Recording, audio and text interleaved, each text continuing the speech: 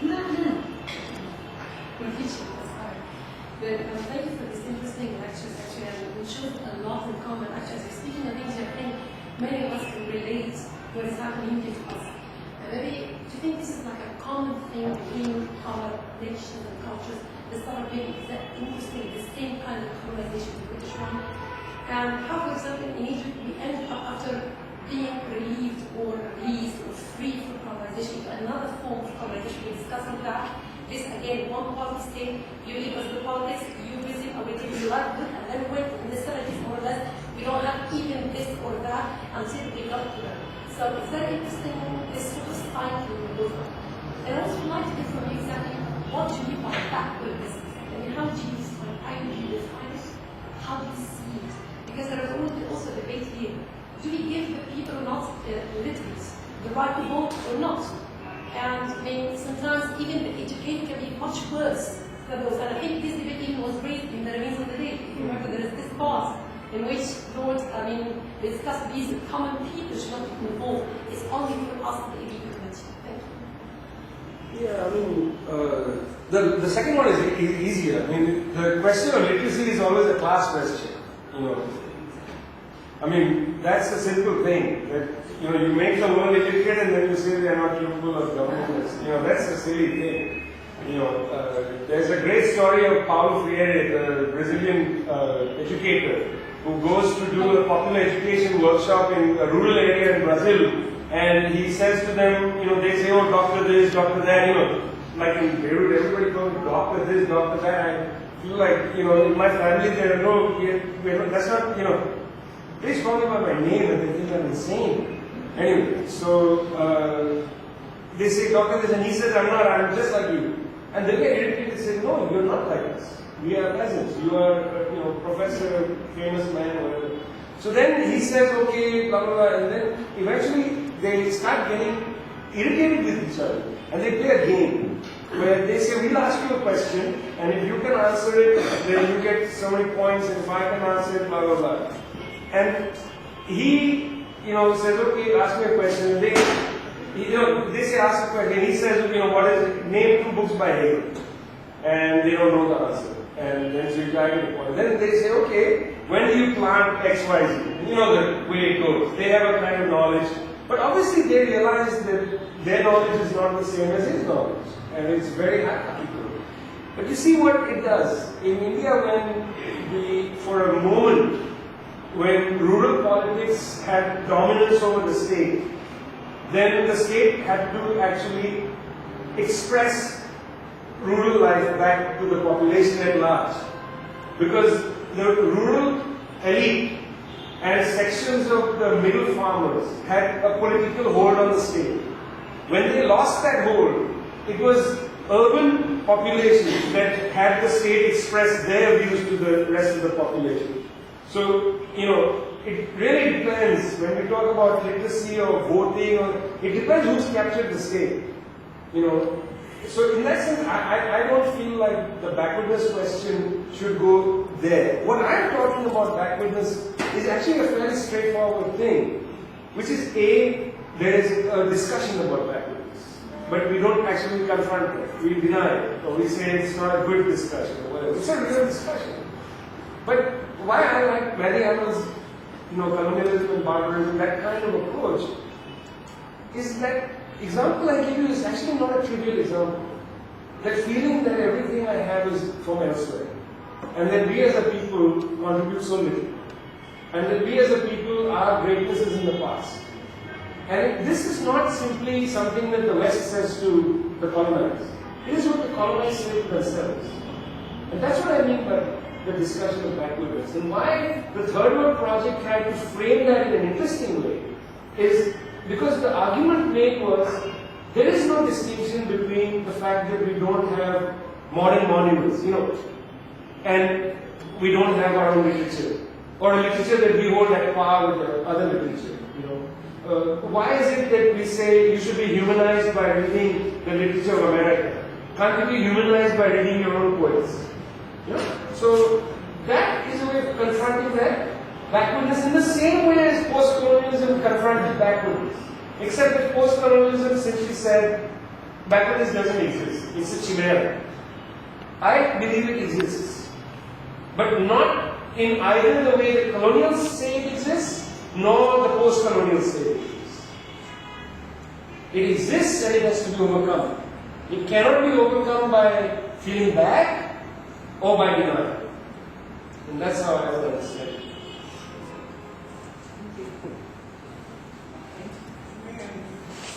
Coach, I would like, first please introduce yourself. My name is Siddharth. I would like to ask you to repeat your motto, the last sentence. I didn't hear it. I will, because it's beautiful. It's from an 18th century Indian poet. His name is Akbarabadi, and he said this line is great. It's आदमी था, बड़ी मुश्किल से इंसान हुआ. We were people with great difficulty, with a huge amount of effort, we became human beings.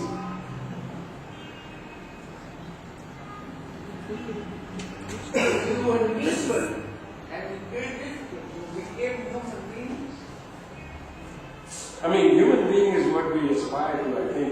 You don't have to tell me about this because you come from one of the most refined humans. Oh, please. I wish. I love you for saying that. No. I mean, I am not saying this from and please don't tell me, I don't have to tell you about your own culture. But I don't really know what you mean by backward. And do you believe we are backward? And if you believe we are backward, then don't start by what they say about us. Say what we are. And if this is the value judgment that we are backward, then we have to see what we can do about it. But I don't care what Max Weber says. I don't care what post-colonialism say. I don't care about anything else. I want to know what I am, what are my problems, how am I going to solve them. I want to know why today when a cleric analyzed a book by Ibn Hazm wrote in the 10th century and I am in the 21st century, he says that Ibn Hazm is against the Sharia. I want to know why. I want to know why. And I don't have to see what in America they say or whoever says, I don't care. I love your attitude. I don't care. I mean, the point is that the backwardness is in the ether. It exists. People have conversations about it. The way to confront it, I 100% agree with you. And I'm not saying it should be confronted only practically. You know, there are some practical issues, such as I do believe that it's a good idea not to import everything. You know, it's a good idea to have people in your own land make things that you can exchange with each other, so that you don't have mass poverty. It's a good idea for Egypt not to be importing wheat. It's a weird thing for Egypt to be importing wheat. You know, how can Egypt import wheat and rice? It strikes me as bizarre. The great civilization of grain production is an importing nation. It's unbelievable. So these are practical matters. But these practical matters have a relationship with how we think of ourselves. That's basically it's exactly as you say, that if we feel like this, we should do something about it. And I agree. But our politics is such, it's unwilling to confront today the sense of economic, political, and cultural problems directly. And in fact, it often does the opposite, which is says either I don't care what Max Weber is saying, which is what the nativists will say, or the others will say, well, really there aren't those problems. You know. What you say nativists? What do you mean by nativists? There is no culture which is native.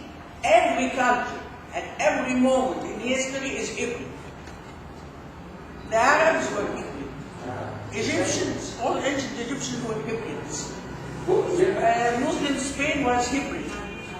Europe was Hebrew. Greece was Hebrew. Greece was Hebrew because it took from the Egyptians. Correct. So don't think the about fact that people are mixed up should not be a surprise to us, but it's amazing that it impresses us. That's what's amazing. Yeah. Okay, Emma, please introduce yourself. Thank you, Vijay, for very stimulating talk. This idea of backwardness brings to mind Thomas Hobbes' book, The World is Flat, in which he levels the playground and brings this idea of outsourcing and outshoring. And he cites India and China as the two countries par excellence that have accepted this idea of outsourcing and outshoring as a means of leveling the cultural world, the culture of the world. And he assumes that there is one international culture. Of course, this is contrary to what you're arguing. But when he cites the examples of India as the country that has the highest rate of university graduates, that have mostly failed to immigrate to the West and to the US, and have taken outsourcing jobs in which they serve, for example, McDonald's joints, in which a McDonald's joint in Ohio on a highway road that takes orders from people driving their cars, and the person that is taking that order is in Calcutta. And these are rising by the hundreds and the thousands. And then after a couple of years, these same university graduates who are serving in Calcutta are given the opportunity to immigrate to the US, and they refuse. They say, we're content to stay here, take orders from this Ohio joint, live beside my family, make a lot of money, I don't need to immigrate to the US. And they stay put in these jobs for 10 years. The idea of backwardness here, this is innate. Is it becoming an instinct in third world countries? They are accepting the easier job, the less paid, but the more comfortable. So are we as third world countries turning gradually into the consumers of backwardness and feeling, because, our wives, we are not putting in the same effort as our counterparts in the West. We are, in our universities, we are not teaching the same hours as our colleagues in the West. So is contemporary capitalism actually consuming us into people who are accepting this backwardness as something which is more comfortable and affordable? You have given two examples. There are two different examples. The first example, I don't think is accepting backwardness of the person who is the outsourcer. Let me just back up a little bit, because Thomas Friedman's book, The World is Flat, is a strange book. Because, he's an entertaining guy to read, because you can't imagine that an intelligent person can write things like he does. It's amazing.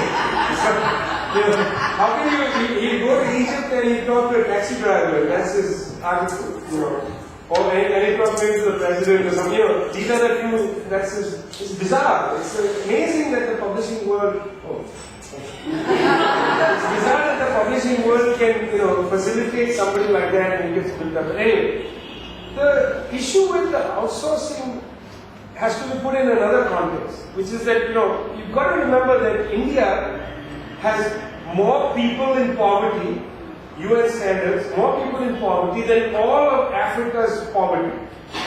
So the image in the world of poverty is sub-Saharan Africa, but India has more total millions of people in poverty, under the poverty line, than anywhere in the world. So when we think of that one person these are very few people in the structure of the Indian economy. A very small percentage. I think that the choices that somebody like that makes are not as simple, because after all, it may not be the case that they will be welcomed into America with a green card. They may go for a 2-year thing or a 1-year thing, and a lot of people do that. They make some dollars, they get $1 million, come back. Because the West has tightened up its restrictions so greatly, and I've written about this a lot in here, which is about the problem of how in the West there cannot be jobs anymore. Because this huge labor pool that emerged when the Soviet Union fell and when China opened up, suddenly and new technologies, of telecommunications, made it impossible for people in the West to compete with the kind of wages you can pay in India, China, Russia. These millions of people suddenly became part of the Western labor force without having to migrate. So, I don't know if their choices are as simple, because often they're very such constrained choices. The second example you gave about working harder is an interesting example, but you can read that example in so many ways. One is, nobody wants to work harder.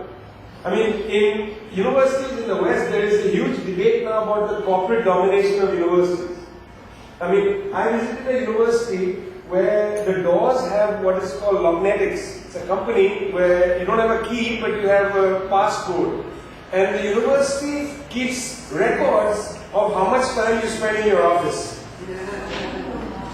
And how you get promotion is they weight the journal articles you've done. So these 25 journals you get 6-point weight. These are lower quality journals, you get so many points. So now it's like a production process. It's like, chapter 23 in Das Kapital on machinery.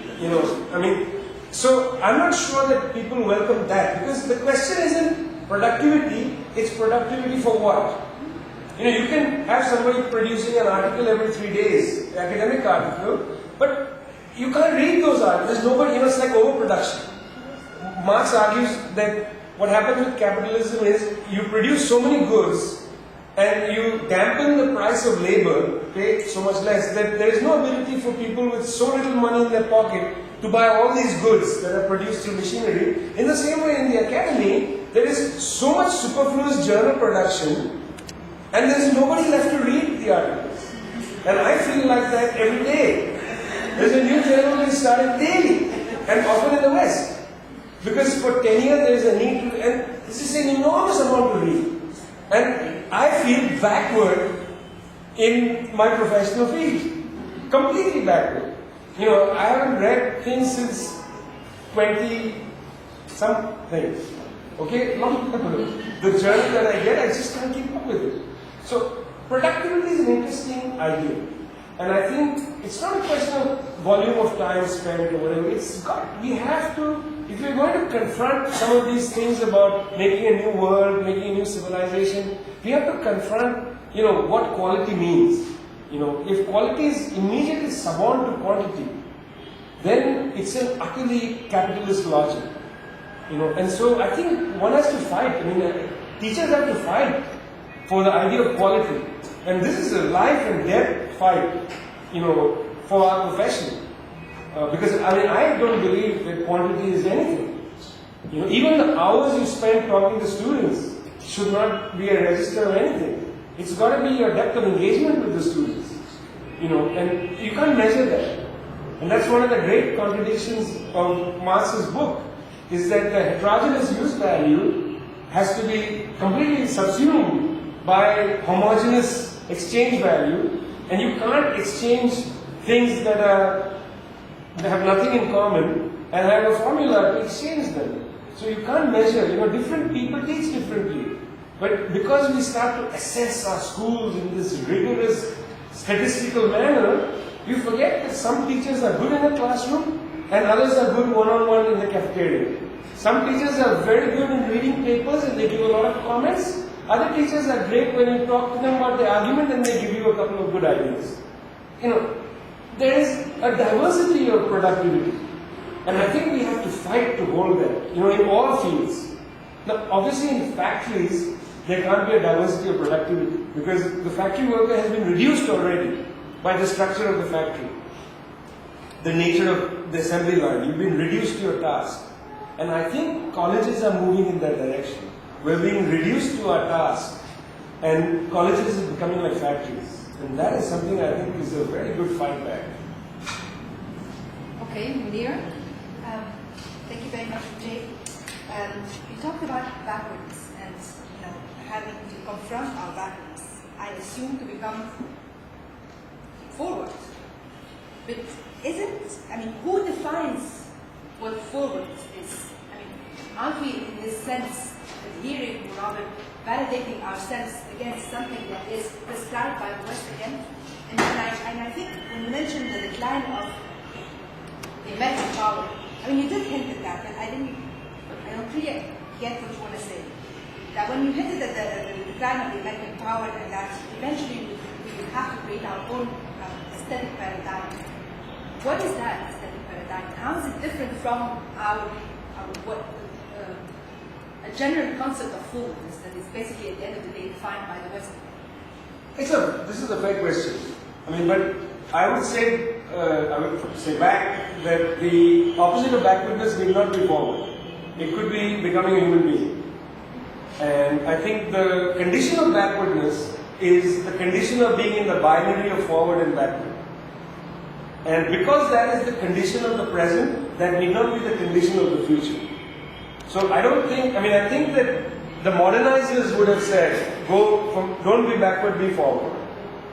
The nativists said, embrace your backwardness, embrace your whatever, And I say, no, we have to reject the condition of backwardness to become something else. What is that something? We still don't.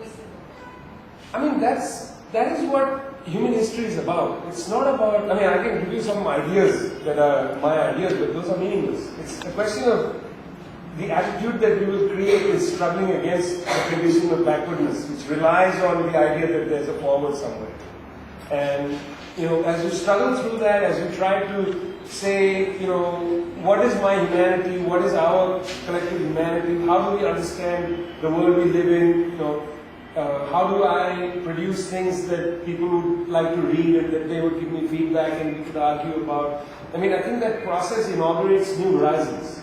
I think that the thing that maybe it's a good idea to get away from is that there is already a horizon that we can adopt. Because that itself is a condition of backwardness. So I think the way you get out of backwardness is imagining that you can create your own horizon. I think that this can be a very appropriate ending for a wonderful talk. Before I say thank you to Vijay, Ira, can you please stand? Because I'd like to say thank you to you.